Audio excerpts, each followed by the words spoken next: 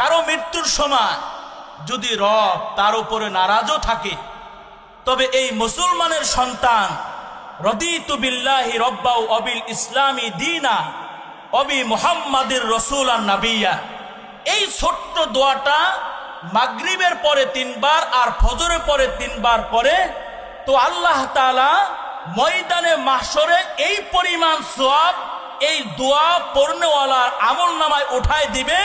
ওই সওয়াব দেখে এই বান্দা আল্লাহর উপরে খুশি হয়ে যাবে, আল্লাহ তাকে খুশি করাবেন। প্রমাণ তিরমিজি শরীফের 3308 নম্বর হাদিস। ওয়ান সাওবানা ক্বালা রাসূলুল্লাহি সাল্লাল্লাহু আলাইহি ওয়াসাল্লাম মা মিন আবদিন মুসলিমিন ইয়াকুলু ইযা আমসা ওয়া ইযা আসবাহা সালাসান রাদিতু বিল্লাহি রাব্বাও ওয়া বিল ইসলামি দীনাও ওয়া বি মুহাম্মাদির রাসূলান নাবিয়্যা ইল্লা কানা হাক্কান আলাল্লাহি আইয়ুরদিয়াহু ইয়াউমাল কিয়ামা। কোন মুসলমানের সন্তান যখন সকালে এই দোয়াটা পাঠ করে, সন্ধ্যায় এই দোয়াটা 3 বার পাঠ করে, সকালে 3 বার সন্ধ্যায় 3 বার, তো আল্লাহ তাআলার উপরে অবধারিত হয়ে যায় যে আল্লাহ তাআলা এই দোয়া করনে ওয়ালাকে কিয়ামতের মাঠে খুশি করাবেন।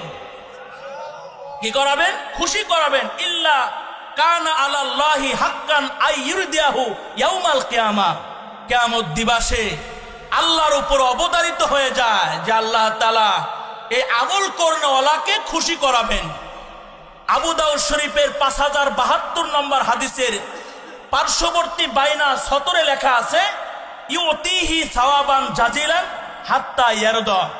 এই যে আল্লাহ এই দোয়া পড়নেওয়ালাকে যে খুশি করাবেন, এর অর্থ হলো আল্লাহ তার আমল নামায় এই পরিমাণ নেকি আর সওয়াব উঠায় দিবে যে ওই আমল করনেওয়ালা খুশি হয়ে যাবে।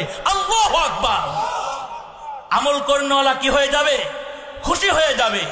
আবু দাউদ শরীফের 1529 নম্বর হাদিস, আল্লাহ রাসূল বলেন মান ক্বালা রাদিতু বিল্লাহি রাব্বা ওয়া বিল ইসলামি দীনা ওয়া বি মুহাম্মাদির রাসূলান নাবিয়্যা ওয়াদাবাত লাহুল জান্নাহ।